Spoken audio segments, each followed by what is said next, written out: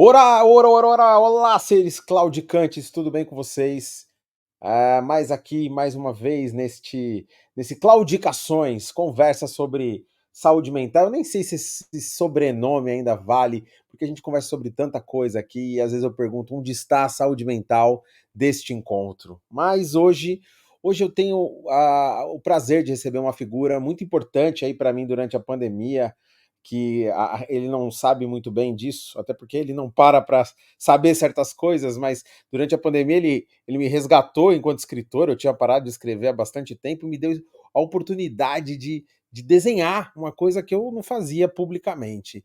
E isso foi muito importante, porque me envolvi com um projeto que, na época, foi uma das coisas mais legais que aconteceram naquele período tão tenebroso aí que nós vivemos, que era a Coluna de Terça. Eu vou falar mais sobre isso junto com ele, mas antes de chamá-lo, eu quero ler aqui um trecho do seu livro Rio em Chamas, de 2016. O nome do texto é 1998. O celular tinha 4% de bateria hoje pela manhã. Olhei para ele, tive preguiça, deixei na cama, saí, tomei café, lavei a louça, tirei o cocô das cachorras. Eu tenho duas vira-latas, chamadas Madureira e Tijuca. Consertei a cama, arrumei o escritório, saí para comer um lanche. No carro, olhei para minha esposa nos olhos, ouvi o que ela dizia, puxei assunto, troquei ideias. Cada assunto virava outro e virava outro. Comemos, ela também me olhou nos olhos, ela tinha esquecido o celular no carro, eu acho. Rimos, falamos de amor, o céu estava azul, reparei que estava sol, mas não estava quente. Reparei nas pessoas, nos preços, nas ruas, nas árvores, na vida. Não me sentia preocupado com mais nada além do que estava diante de mim. Não me importava se vocês estavam lendo notícias de Brasília, do último disco da Beyoncé, do Brasileirão. Não me importava se estavam lendo coisas minhas. Não me importava fazer foto do lugar onde eu estava para mostrar para ninguém. Para que eu iria querer mostrar a vida, o cotidiano, entende? Por algumas horas eu me senti em 1998, quando as cores eram mais definidas, lindas, e era da hora a vida. Todas as redes sociais não são a vida. A vida é a vida. As redes são empresas. A vida existia antes delas. Eu me senti de verdade livre e vivo. Você já deve saber de quem eu tô falando. Anderson França. Two or three. French words are very short. Obviously entertaining, The notes are very short. soothing, the audience enjoyed it. I have to be honest and say, Está aqui, está lá, está em todo lugar. E Anderson, esse texto, eu quis começar com ele porque isso era 2016, correto? Eu deixei ele mudo, gente. Peraí, deixa eu tirar ele aqui. Tira aí, você consegue? Aí. Era 2016 e você ali, numa angústia que hoje, exponencialmente, em exposição, né? Ali era só uma gotinha de exposição do que virou depois e do que você é hoje. Muito da sua realidade é, inclusive, esse lugar da produção. Cara, como é que é ouvir esse texto? Que te remetia a 98 e agora tá te remetendo a 2016. Esse texto foi 2020, aspas. uma memória. Obrigado pela memória desse texto, né? Um texto importante, assim, que ele vale lá, já tem quase 10 anos, né? E vale agora, né? É uma das poucas coisas que talvez eu tenha escrito que conseguiu chegar ao momento que eu tô agora, que eu tô totalmente distante daquele sujeito que escreveu lá.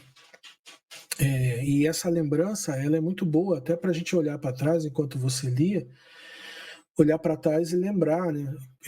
Quem era eu naquele momento e que verdade foi essa que ficou, que é tão importante essa verdade que você leu, que ela é a verdade de agora, inclusive, né? Eu primeiro quero te agradecer, né, por esse convite, te agradecer por todo mundo que está aí assistindo, acompanhando o Cláudio. Muito obrigado mesmo por lembrarem, né? Eu não consigo me ver materializar essa como você falou, esse lugar que eu ocupo hoje, eu não consigo materializar ele. Eu não consigo entender na cabeça da pessoa que está ouvindo quem é o Anderson França. E isso não é ficcional. Eu, pelo menos há 6 anos, estou aqui na Europa. E a grande verdade, Cláudio, é que o meu vizinho da frente, o meu vizinho do lado, as pessoas aqui embaixo, elas não me conhecem. Eu ando na rua aqui e as pessoas não me conhecem. As pessoas, se me conhecerem, vão remotamente ter interesse, porque elas não são do Brasil. Então, elas não estão conectadas com a realidade do Brasil. E a elas não interessa a nossa realidade, a nossa praxis, a nossa atividade. Quem somos, que corpo é esse que está ali, como foi parar ali.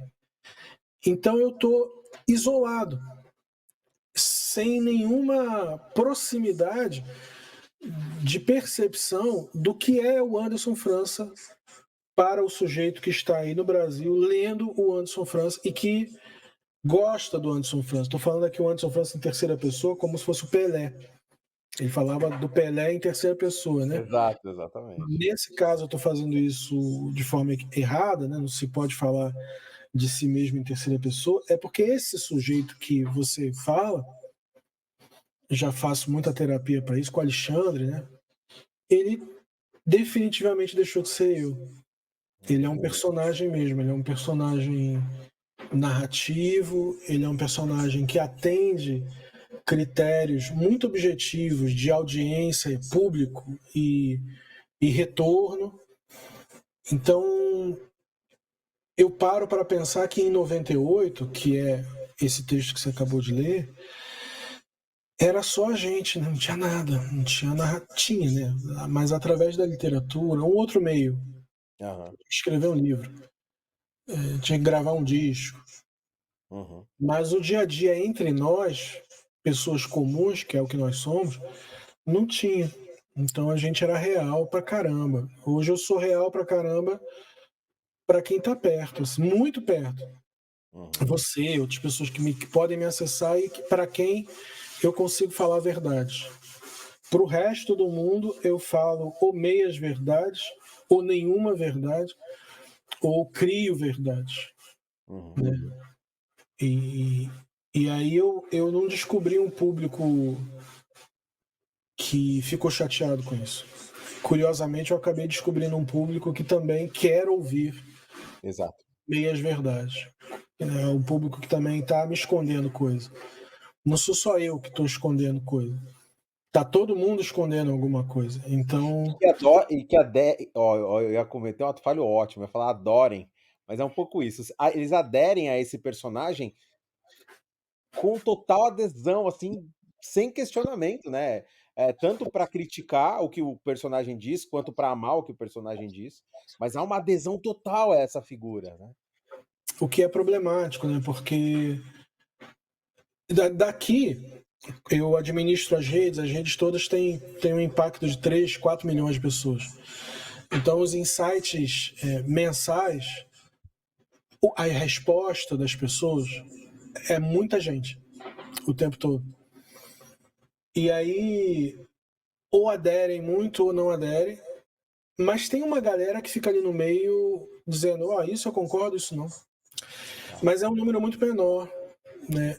Essa adesão, ela revela para mim um momento de ausência de respostas interiores.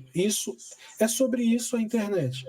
A internet coloca para nós alguém que nos responde aquilo que a gente, por não caminhar para dentro, não quer responder.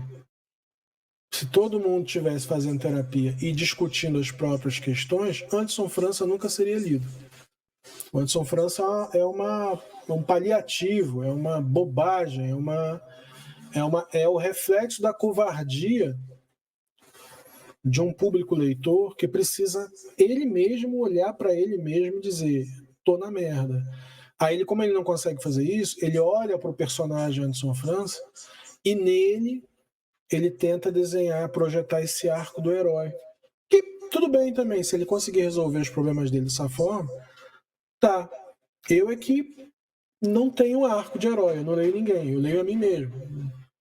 Então eu tenho uma responsabilidade de todo dia abrir esse teatro e entregar ao público a peça do dia, e eu mesmo, nos bastidores, no camarim, segurar meu choro, entendeu? E essa, além de tudo, né, além dessa dinâmica, essa dinâmica acontece na realidade desde 2018, na realidade do exílio, né? Eu acho muito interessante, porque eu cresci numa, onde o estudo, né, na escola lá, quando a gente estudava os exilados, né, eles eram figuras míticas que tinham ido, voltado, existiam livros, literatura, poesia, a gente lia Canção do Exílio e a gente, né, aquelas figuras que tinham sobrevivido e é muito louco que uma galera aconteceu isso recentemente, da uma galera ser expulsa ou ter que correr daqui, e o quanto inclusive, em torno da imagem de muitas, e você é um desses, ah, houve até uma ideia do será, né, o que exílio? O que isso aí, um exílio? É como se fosse parte de uma narrativa fantasiosa, de um coitadismo, né. E eu não estou falando que isso não foi, que isso aconteceu só daqueles que obviamente queriam questionar a narrativa.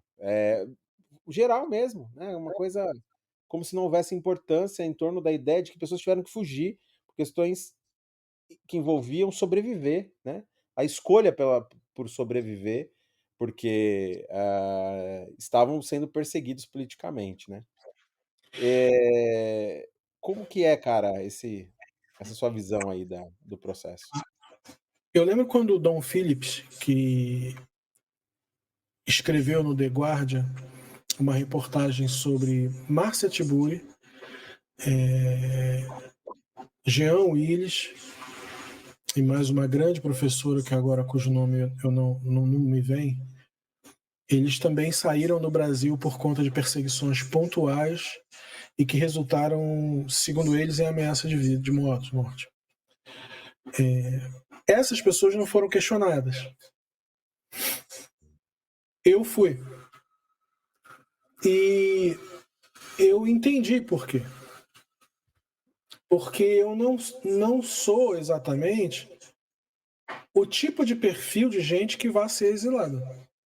Não estou dizendo que, porque veio de periferia. Não. É porque eu sou muito arrogante na minha narrativa e mesmo fora do Brasil, eu continuei falando coisas que para mim são verdade, que não negociavam com a empatia de grupos que poderiam, nesse momento, validar a minha realidade. Em outras palavras, eu mesmo criei rivalidade com grupos que são grupos importantes que podem validar uma narrativa de exílio. Eu posso falar isso abertamente, o pessoal do Mídia Ninja, pessoal do PSOL, são grupos que têm grande poder também de comunicação, mas que para eles a validação de uma opressão passa pela chancela deles, passa pela uma leitura de esquerda ou de movimentos sociais, movimentos negros, feministas, geralmente acadêmicos, que dizem que Jean Willis é perseguido, Anderson França está mentindo, Márcia Tiburi é perseguida, Anderson França está mentindo. E teve uma época que isso me magoou, mas depois não, porque quando eu saí de Portugal, em Portugal eu passei por Paris. Por que eu estou em Paris? Eu saí do Brasil, compraram a passagem para gente, então era uma conexão que se fazia em Paris, e de Paris eu fui para Lisboa. Fiquei lá, o pessoal do PCP, Partido Comunista Português, arrumou um lugar para eu ficar e tudo. Eles levaram a sério. as ameaças de morte que a gente mostrou no consulado de Portugal, e a própria Marina Silva, que na época era candidata e para quem eu trabalhava, ela levou muito a sério. Então, pessoas da área política disseram: acho que é bom você ir embora, passar um tempo fora, porque a PM, milícia, eu morava em área de milícia, a mesma área que a Aniele mora. Mas, o negócio é esquisito. Aí esse grupo me ajudou e eu vim.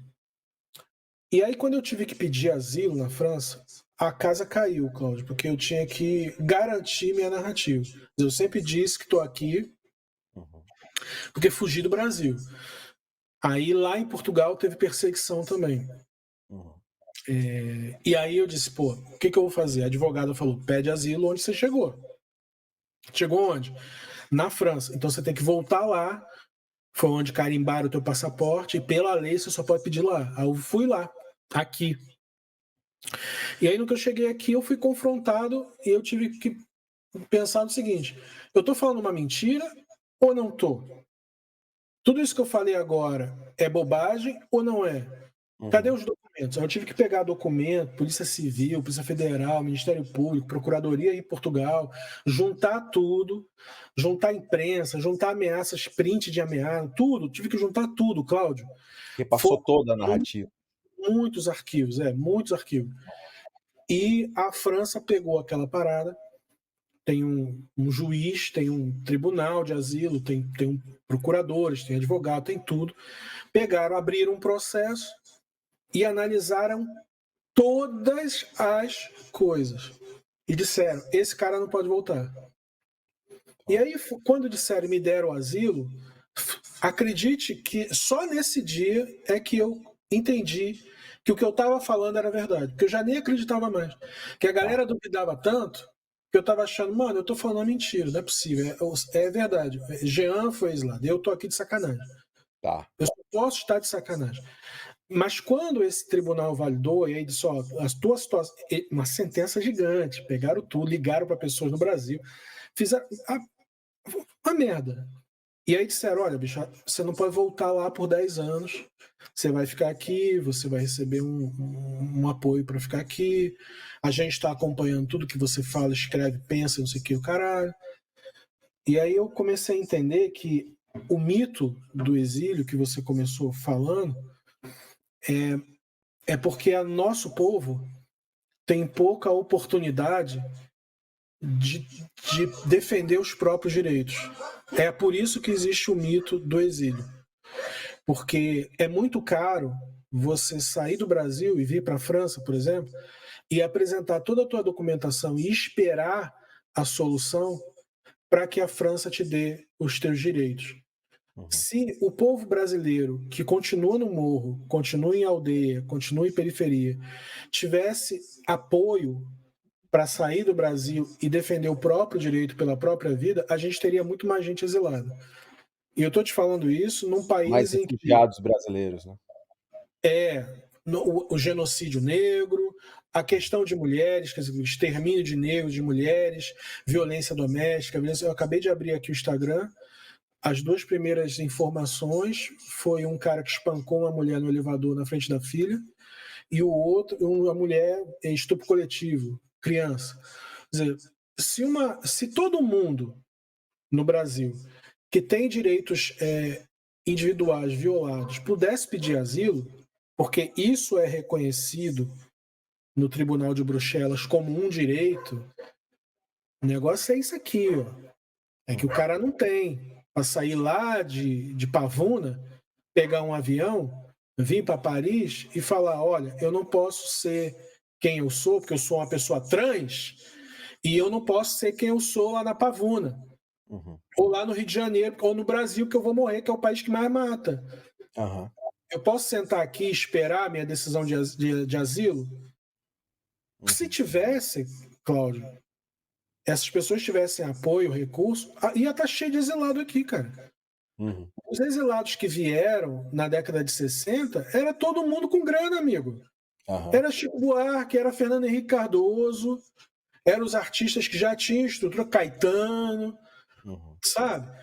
Essa classe que saiu agora, classe política, o Jean, ele tinha uma história, ele era deputado federal. Ele passou, sim, uma vida modesta aqui, não sei se viveu dificuldade, mas uma vida modesta aqui na Europa, mas ele teve como sair. A professora, ela foi dar aula. A Márcia Tiburi, ela veio com o então marido e foi dar aula na universidade também. E esse grupo todo que saiu na reportagem do Dom Phillips, nenhum deles pediu o Estatuto de Asilo Político. Eu fui o único que pedi. E tive que provar, e tenho. Entende? Então, Até porque, como você trouxe já uma vez, esse estatuto te dá uma estrutura de vida, né? Para quem não tem uma, né? Garante o mínimo. exatamente, Cláudio. Eu conheço muita gente que hoje está no Rio de Janeiro, que são pessoas de movimentos sociais, são pessoas extremamente importantes para a sociedade brasileira, que por menos que isso, eu consegui asilo. Entende? Tem gente no Brasil hoje passando dificuldades que, por menos dificuldades que essas pessoas passaram, eu hoje sou reconhecido como uma pessoa de asilo político na França. E a França me mostrou que o refúgio, o exílio e o asilo são coisas normais na vida de qualquer ser humano que pode acontecer. Pode acontecer contigo. Aqui foi assinado a Declaração de Direitos Humanos. A França, Cláudio, ela é errada em muitas coisas. Mas tem uma coisa que a França é absurdamente de ponta, é a concessão de direitos individuais. Então, você está lá no Acre e não interessa, e você diz que você é perseguido lá. Se você juntar documentos que provem, então vai bater nos juízes e tem tua audiência. Se eles entenderem, e eles vão investigar, porque tem uma estrutura para investigação disso, e aí eles te dão o asilo. Mas esse, Cláudio, direito de asilo é um direito civil que você tem, que eu tenho. Não tem que ser, né, um mito que o Chico Buarque, que só o Jean Willis, só alguém sofreu muito. É um direito, cara. A pessoa não está vivendo bem na sua terra, ela tem o direito de ir embora. Tanto é que a gente tem um monte de exilado aí no Brasil, que veio da Venezuela. Se você perguntar para cada venezuelano que veio de lá se ele pessoalmente estava ameaçado de morte, não. Mas ele vai dizer, eu me senti no direito de vir para outro país e pedir asilo porque eu não me sentia seguro lá. E o direito de asilo é sobre isso. Uhum. Que já é diferente, por exemplo, do grupo de palestinos, que se não fosse ia morrer. Uhum. Mas fica todo mundo ali no mesmo bolo, entende? E aí começou a ficar mais claro para mim, Cláudio, que todo mundo na vida, em algum momento, pode pedir asilo em algum lugar. O negócio é que, a depender da tua trajetória e da grana que você tem ou não, se você consegue, ou se você já tem, você vai conseguir. Porque mesmo aqui, para eu ficar, eu tive que morar em abrigo, eu tive que morar na casa dos outros. A coluna estava fechando, então, tipo, teve uma época que eu não tinha grana. Mas eu já estava, né, em 2022, eu já estava no meio da chuva, Cláudio, eu não podia voltar. Ou era isso, e até hoje não posso voltar. Carlos Bolsonaro, Flávio Bolsonaro, eu faço questão de dizer isso. Jair Bolsonaro, Ramagens, Derrite, que é secretário de Segurança de São Paulo. Essas pessoas e uma nuvem enorme de pessoas da extrema-direita hoje no Brasil, políticos, mobilizam ódio e me perseguem via Polícia Federal, perseguição judicial, fazem isso. Então, se eu fosse para o Brasil, com certeza ia ter mandado de prisão, porque esses caras iam... Eles rastrearam meu passaporte, Cláudio. Uhum. Que agora eu não tenho mais, que a França reteve. Então, assim, o Brasil de Lula vive ainda um momento de violação de direitos. E eu não quero que ninguém olhe para mim e diga, mas ele é especial porque viveu isso. Não, eu não sou especial em nada. Eu apenas guardei meus BOs, aceitei o conselho de gente da política de sair do Brasil, saí, fiz o meu corre, consegui me virar, e na hora que me pediram o documento, eu apresentei. Se os caras tivessem dito, não, isso não basta, eu ia ter 24 horas para ir embora da França. E ia ter que ir embora. Não sei para onde. Mas os caras iam me dar 24 horas para ir embora. Como os caras bateram o martelo e disseram, não, se tu aqui tá valendo, eu fiquei. Então eu acho que é um direito, sabe? E acho que Isso que você traz é importante, porque mostra quantas pessoas que estão em risco, que às vezes não têm estrutura mínima para poder se proteger usando esse recurso, por exemplo. e tipo, eu não falo isso embora a Márcia Tiburi ache que eu falo isso com rancor dela, eu não falo isso dela com rancor. Ela veio pra cá, ela veio com o então marido. O marido é juiz, era juiz, ganhava muito bem. Eles foram morar num bairro muito bom. Ela conseguiu emprego numa das maiores universidades de Paris e ela tem passaporte italiano e ela nunca pediu asilo. Ela nunca sequer apresentou documentos que justificasse que ela era perseguida. E quem está dizendo isso não sou eu, o próprio pessoal do PT daqui, que pediram a ela, dizendo, quer ajuda? Tem aí, e ela não apresentou. Então, o que eu quero dizer com isso não é nenhum rancor, não quero alimentar nada com massa. Filósofo, escreve bem pra caramba, pensa bem a sociedade. O que eu estou dizendo é que ela teve condições de se ausentar. E teve condições de voltar.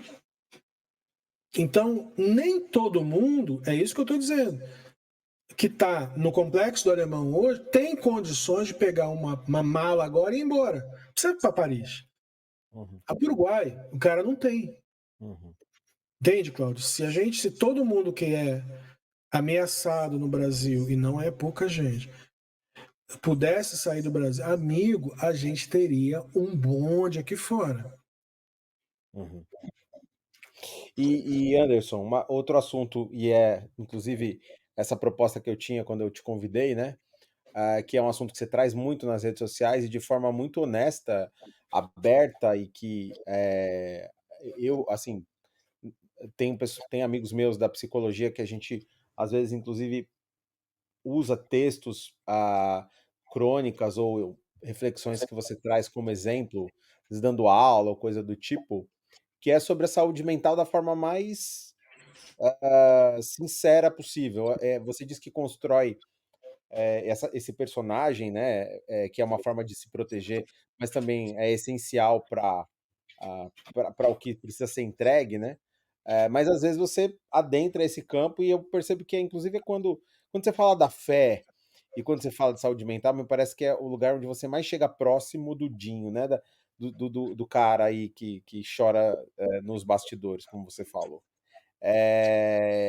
E fala de saúde mental de forma muito crua, o que é muito importante, né? Isso não é nem uma. Não estou trazendo isso como algo negativo, porque muitas vezes a internet, nesse trabalho de superficializar alguns assuntos, e é porque é isso que ela entrega, né? Até pelo tempo de entrega, né, que cada vez reduz mais e tudo mais. Doura a pílula de um monte de coisa, trabalha de forma superficial. Hoje a gente está falando que assim começou a ganhar espaço, tem mais gente falando de saúde mental, gente importante, inclusive. Mas você e outras pessoas já trouxeram questões, e eu lembro de textos seus sobre suicídio, por exemplo, ideação suicida, sobre a depressão que derruba mesmo e vem com tudo.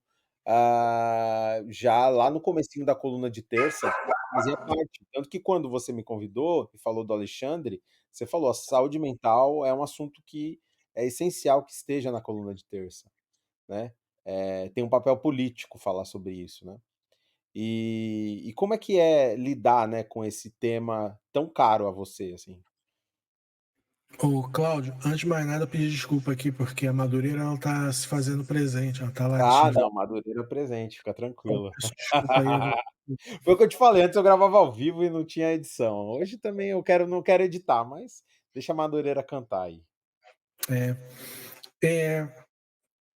Olha, Cláudio, eu acho que existe a minha contribuição, se eu deixar alguma coisa boa na sociedade brasileira, essa coisa boa não é quem eu sou.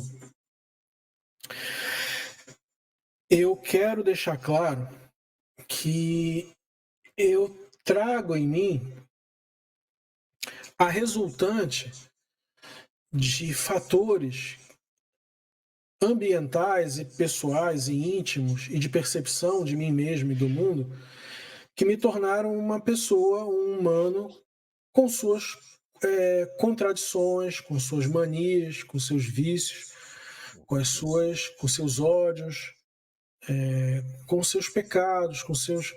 Isso sou eu.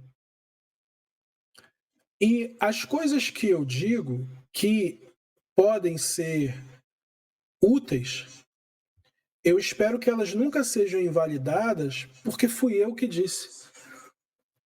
E por que eu quero que você separe uma coisa da outra? Porque essas coisas que eu digo, muitas vezes, elas quando eu erro, elas apontam contra mim também. Elas são importantes, porque elas saindo de mim, elas me fazem olhar para o que eu falei e pensar, mano, é verdade isso que eu disse, isso saiu de mim, mas eu também preciso entender que eu não sou o que eu falo talvez seja o ideal. Eu busco isso. E aí a segunda coisa que eu queria te dizer é que a sociedade brasileira, ela passa hoje por um processo de pobreza cognitiva muito grande em áreas específicas, que gera preconceito. A sociedade brasileira hoje, ela tem muita dificuldade em entender a importância da terapia. Muita. E ao não entender a importância da terapia, uma sociedade tende a guardar, a reter, a represar o que precisa soltar. E nisso, ela, ao invés de buscar soluções na caminhada dolorosa, que muitas vezes é a caminhada da palavra, ela busca soluções mais rápidas no Rivotril, por exemplo. Então eu acho que a sociedade brasileira passa por um momento de crise hoje que ela não consegue entender a importância do que eu vou chamar de coisas terapêuticas. Seja o próprio terapeuta, que é uma coisa terapêutica, seja a conversa terapêutica com alguém, seja o fazer algo terapêutico. A sociedade hoje ela está achando que ela está bem. Ou até sabe que não está, mas tem um remédio na gaveta. Então, essa sociedade é a que eu chamo da sociedade que não se arrepende. E essa palavra, para psicanálise, eu não sei como é, mas eu imagino que não é essa palavra. Para religião, é. E aí eu preciso dizer uma terceira coisa, que é, eu venho do lugar da religião. Esse é o lugar de onde eu venho. Você vem da periferia, você vem de uma família interracial, você veio da pobreza, vem do morro, mas acima de tudo eu venho de um lugar da religião. Eu aprendi a ver o mundo primeiro com a minha avó lendo Bíblia comigo. Então, tipo, não é exatamente o morro, não é a família interracial, não é nada disso. A primeira coisa que eu vi o mundo foi com a Bíblia na mão, com a minha avó lendo. Então a religião, Cláudio, ela me ajudou positivamente em umas coisas, negativamente em outras, mas uma eu preservei, que é um arquétipo do pecador, que até não tem tanta importância para mim hoje, né? Mas tá lá. O clássico. Mas tá lá. Pecado é xingar alguém. Não é exatamente isso que eu estou falando. Mas o que eu acho é que essa cultura judaico-cristã da culpa, com o passar dos anos, eu tive que instrumentalizar esse sentimento de culpa para um sentimento de responsabilidade. Então, quando eu entro no jogo da realidade, eu sempre penso em algum momento se eu de fato estava certo ou eu estava errado. Com o outro, com os valores do outro, com os valores dos outros. Porque eu só consigo elaborar minha caminhada na medida em que eu estou caminhando com o outro. E aí, na medida em que eu não faço isso, eu puxo uma reflexão. Quer dizer, o erro é do outro ou o erro é meu? Essas palavras talvez nem sejam as palavras que são usadas numa terapia, mas eu uso para mim. E aí eu sempre me coloco no primeiro lugar de análise e dizer assim, mano, eu preciso voltar o meu caminho? Será que esse caminho é o caminho? Que é o que na minha prática mesmo, minha prática pessoal, eu chamo de arrependimento. Eu falo isso com algumas pessoas, as pessoas ficam me olhando com cara de nada por vários dias. Quando eu digo assim, você já se arrependeu de alguma coisa que você fez? Mas arrepender-se, sabe? Parar. Não é nem pedir desculpa, é parar.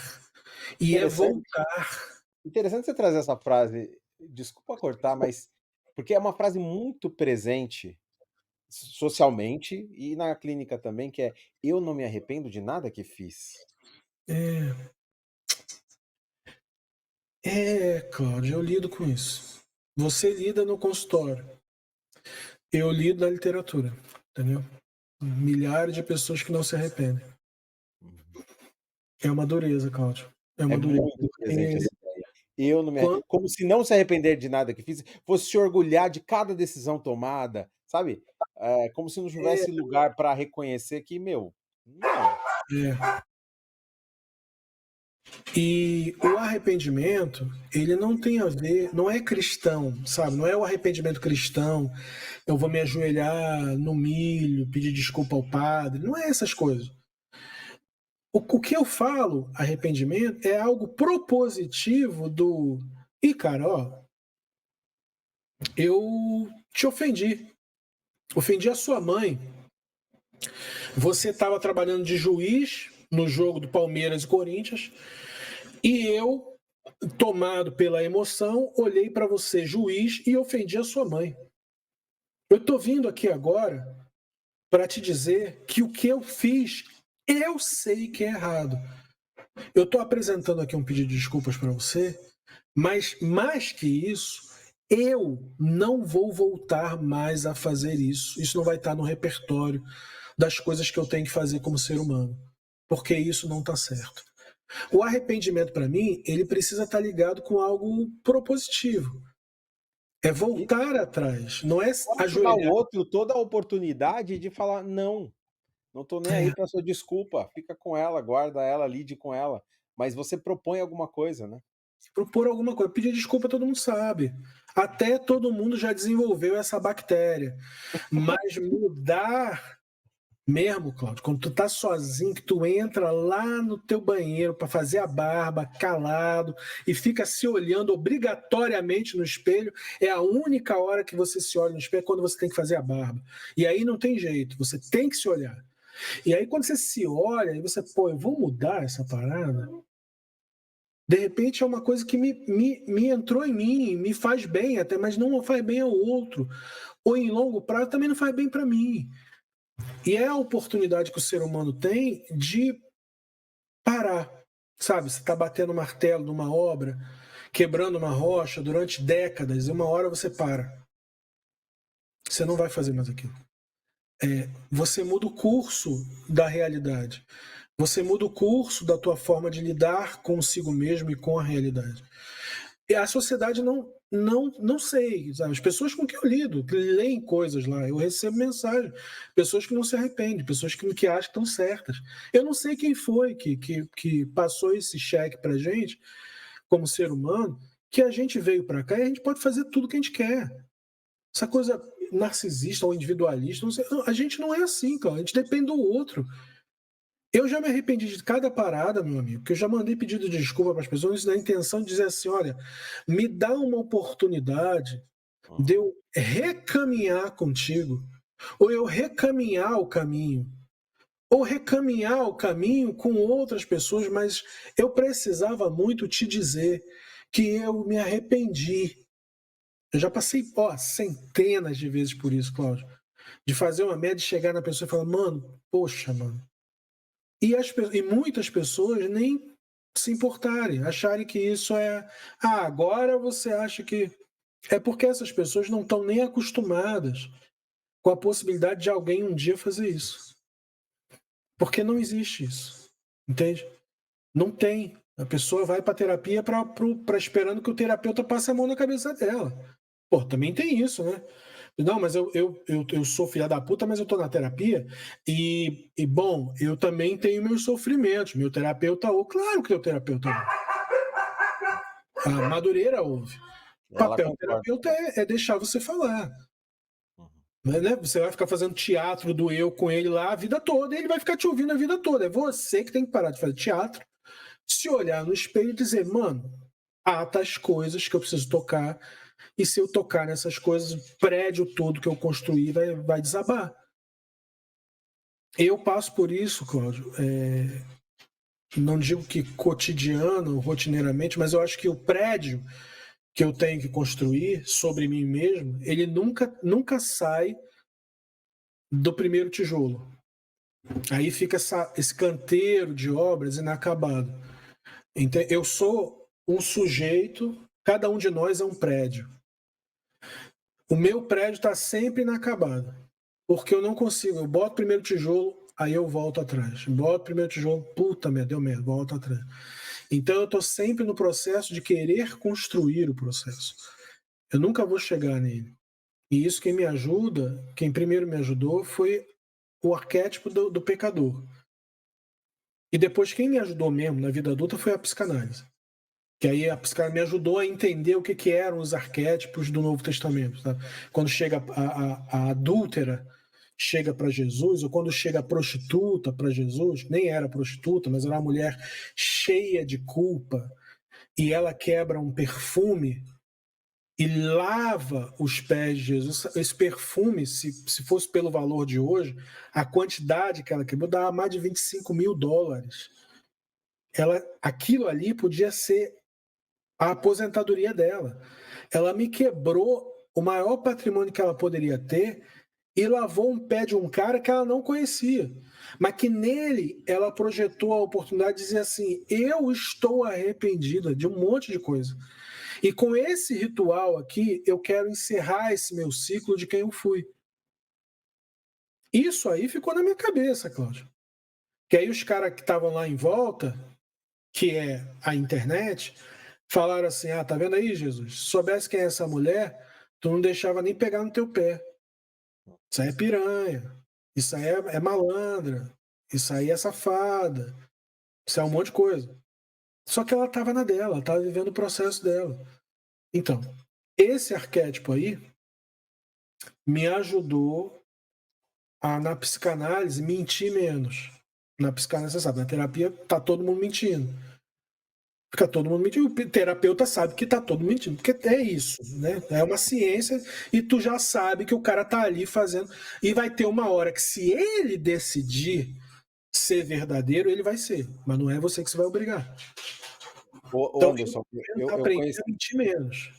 eu conheci teus textos e você, por conta, que você citou aí essa passagem da Bíblia, né? Eu fui criado dentro de um ambiente muito católico, assim, minha família é muito católica, né? E eu quase fui padre, assim, vivi a religião de uma forma muito intensa. Eu reconheço essa fala, assim, da alfabetização, né? Se deu no campo da religião. E um dos textos e eu sempre entrei numa fase de questionamento em vários momentos, assim, e um dos textos que me aproximou demais, assim, de poder falar de cristianismo, porque teve uma hora que eu me afastei tanto que eu não queria nem falar sobre o cristianismo, assim. E eu me aproximei demais, assim, foi um texto seu que eu peguei no Facebook na época, eu não te conhecia, em que você traz um Jesus extremamente humano, favelado, fudido cara, foi tão bom aquilo pra mim. Eu terminei de ler chorando, assim. Eu falei, cara, era esse cara que eu achava que eu ia encontrar na igreja e que eu achava que eu ia encontrar no seminário e eu não encontrei esse cara e eu fui embora.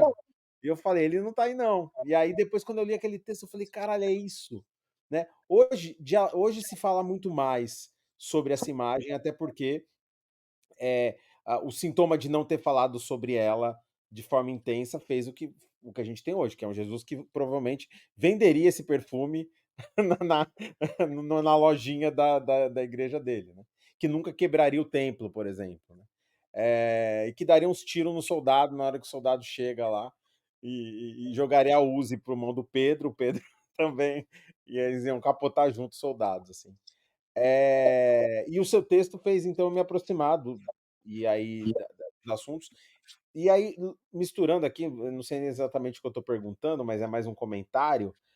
Quando a gente estava na coluna de terça, quando você falava sobre a sua experiência junto às ideações, sobre a depressão, a gente recebia muito rapidamente uma enxurrada de pessoas reconhecendo, pedindo ajuda. Quantas vezes a gente não recebeu durante a pandemia as pessoas pedindo socorro, né? Ontem eu estava pensando em me matar. Esse texto me fez talvez não fazer isso agora, né? Ou seja, coloca toda essa responsabilidade em torno de um falar, dizer, né? Parece que quanto mais você se aproxima dessa figura que é você, e ela se cola mais ao Anderson, que vai questionar a política sarcasticamente, que vai colocar todo mundo na parede e tal, e às vezes dizer o que acabou de dizer e ver o que você acha que você achou que eu achei que estava certo, mas eu não acho. E aí você vai problematizando essas falas em torno da fé e da saúde mental. Não estou dizendo que as outras não causam reação, mas causam uma reação do tipo: eu tô aqui também, tô sentindo isso daí na carne, me ajude. Quantos pedidos de ajuda, cara, tu não recebe? Eu presenciei isso durante muito tempo, quando estava na coluna de terça, mas você às vezes ainda compartilha.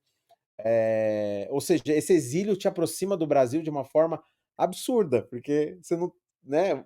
Parece que você está o tempo todo com essas pessoas ao seu redor, como você estava quando andava na rua, né? Tem duas coisas, né? Eu talvez seja lembrado no futuro como um exilado 2.0, né? Que é o primeiro caso de exílio no Brasil em que o exilado consegue estar com todo mundo por meio da tecnologia.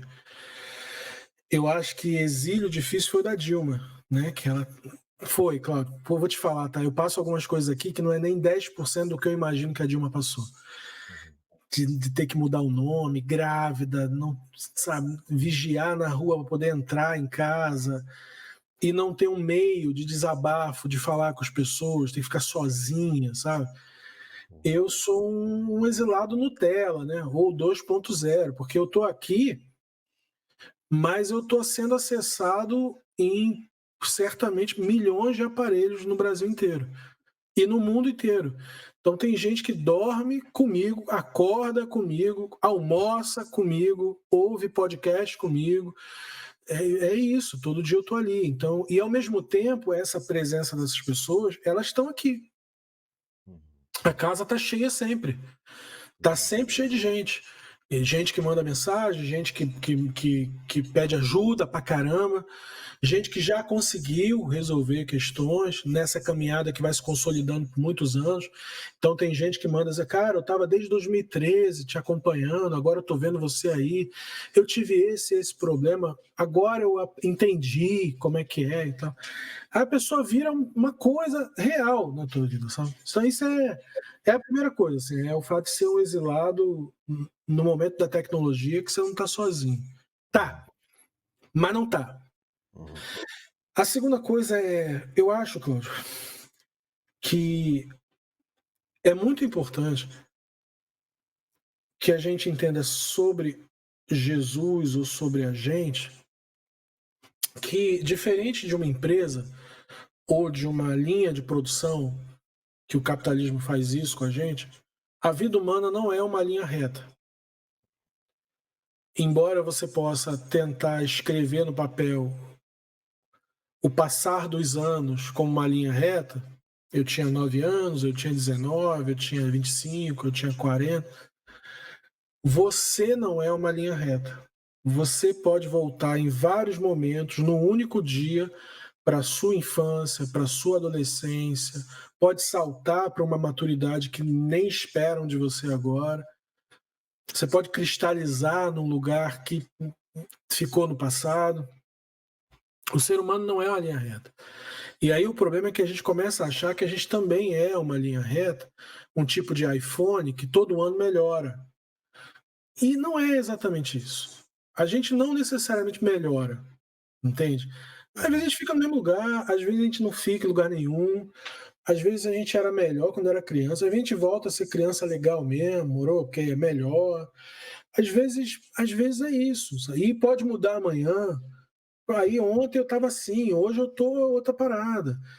E aí quando as pessoas entenderem que a gente também é como a planta, como a árvore, como a natureza, a gente também é natureza e a gente também não é linha reta, talvez a gente se cobrasse menos, a gente aceitasse mais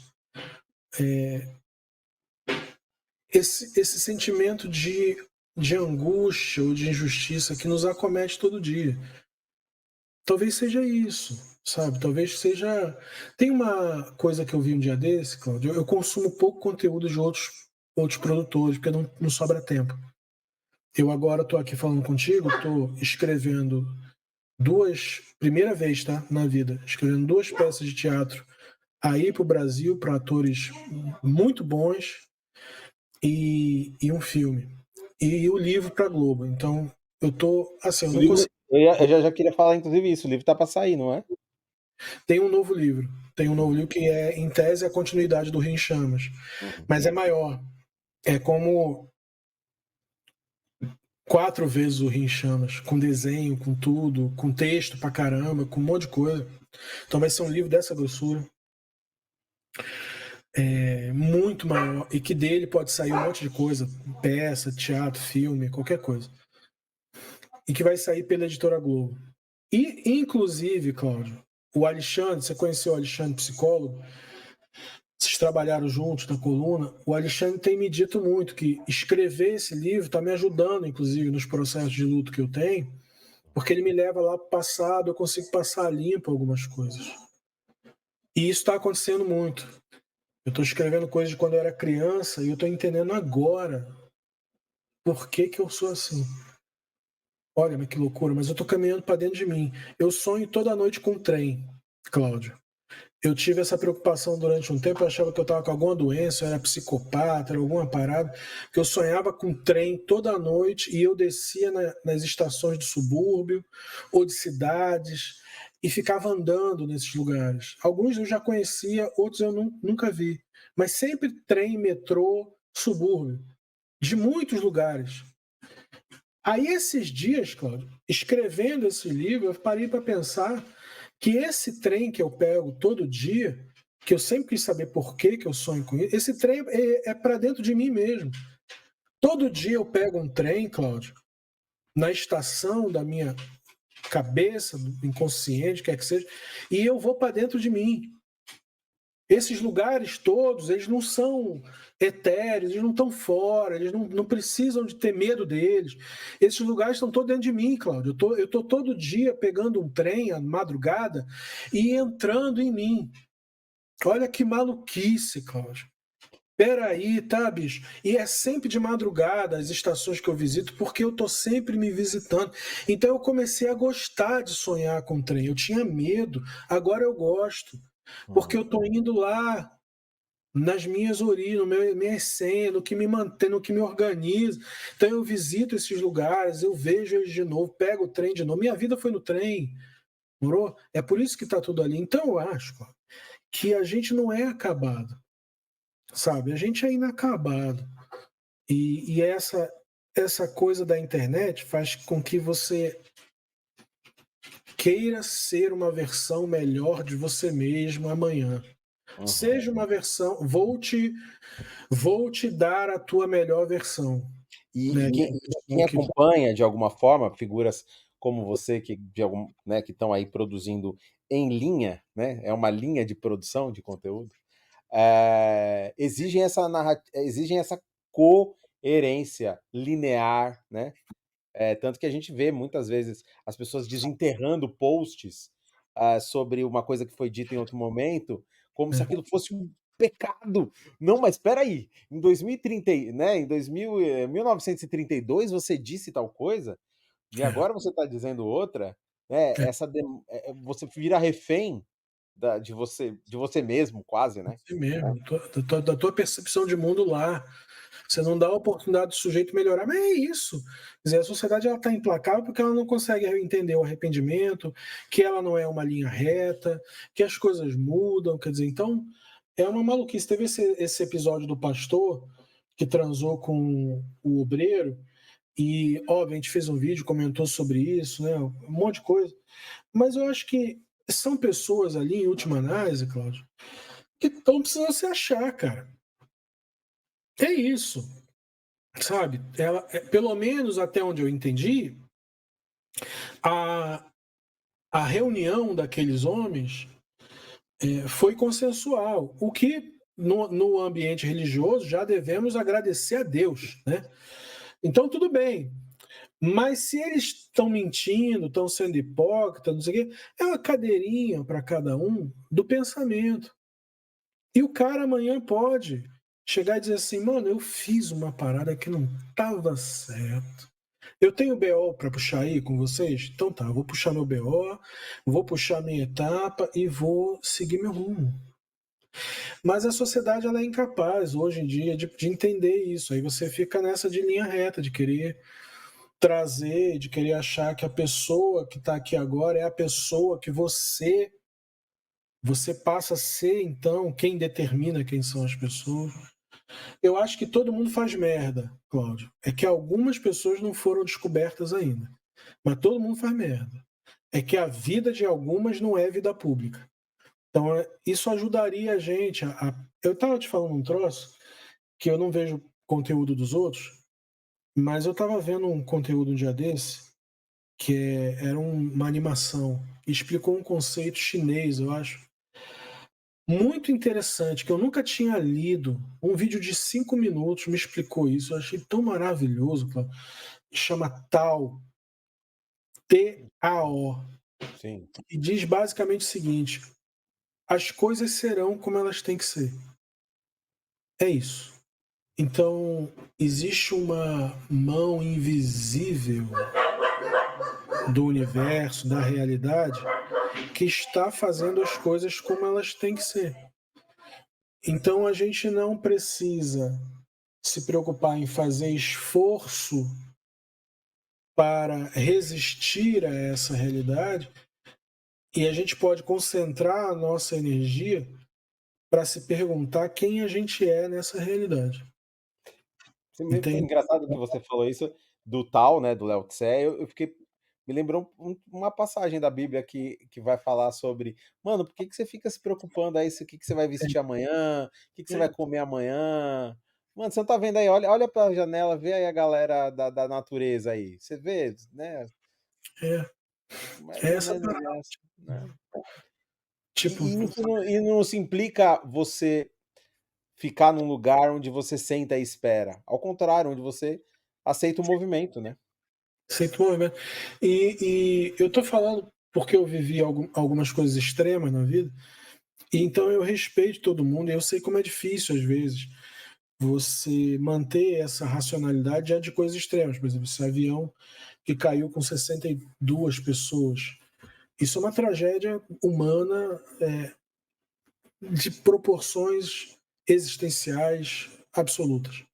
Exato. Então, eu penso duas coisas. Se eu sou a pessoa que está dentro desse avião, quem eu seria diante daquela realidade? Por 1 minuto, eu teria 1 minuto para ser a última pessoa viva na minha realidade, nessa realidade. Quem eu seria?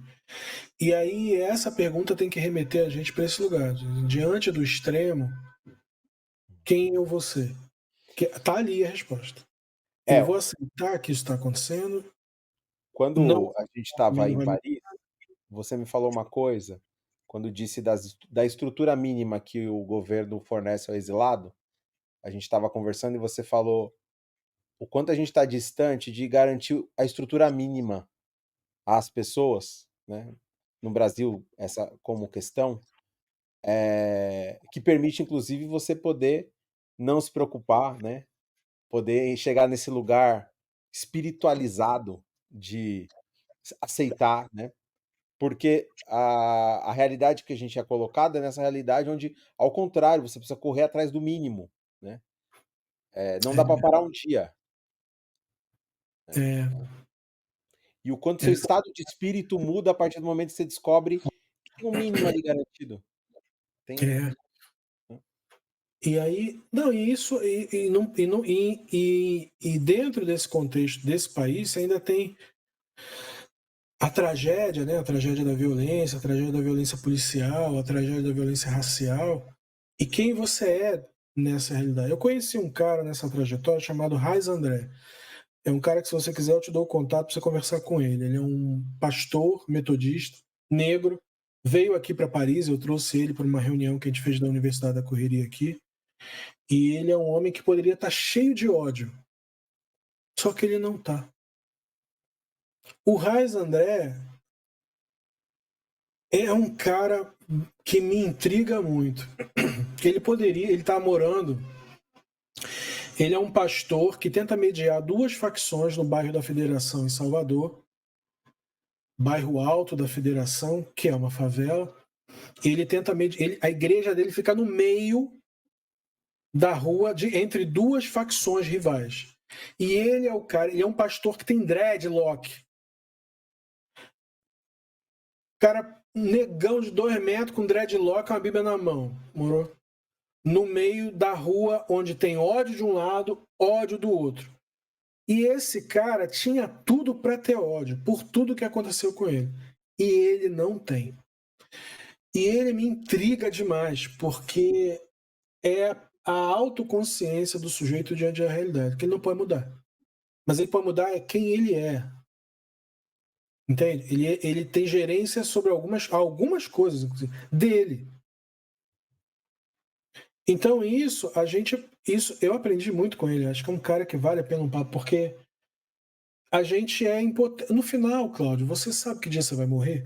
Eu sei o dia que eu vou morrer. Não, a gente não tem controle de nada, bicho. A gente não tem controle de nada, amado. Posso levantar aqui agora da conversa contigo, dar mal súbito e acabou. Morou? E eu ter sido a última pessoa com quem eu conversei foi ter sido você. E esse podcast aqui vai valer milhões daqui a um tempo. E Então vamos encaminhar para o final? Você, Anderson, diga aí suas últimas palavras. Né? Isso aí. Vai morar em Malibu. Ou as pessoas não ter medo de dar entrevista, né? Não, dar entrevista pro Claudio não, cara, porque dar entrevista o cara morre. Entendeu? Mas também. Aquela fita VHS que você assiste, o cara morreu em seguida. Anderson, cara, muito obrigado, velho. Faz tempo que eu tô tentando fazer essa conversa, nem na coluna a gente conseguiu. Mas eu te agradeço demais aí por esse papo, por esse espaço. Valeu mesmo. Muito obrigado, meu irmão. Valeu, obrigado a todo mundo aí. Valeu. Bem, é isso. Você já sabe aí o que tem, como alimentam os algoritmos. Você sabe melhor que eu. Curte, compartilha e essa porra toda aí. Muito obrigado. Até a próxima. Valeu, Anderson, e até mais.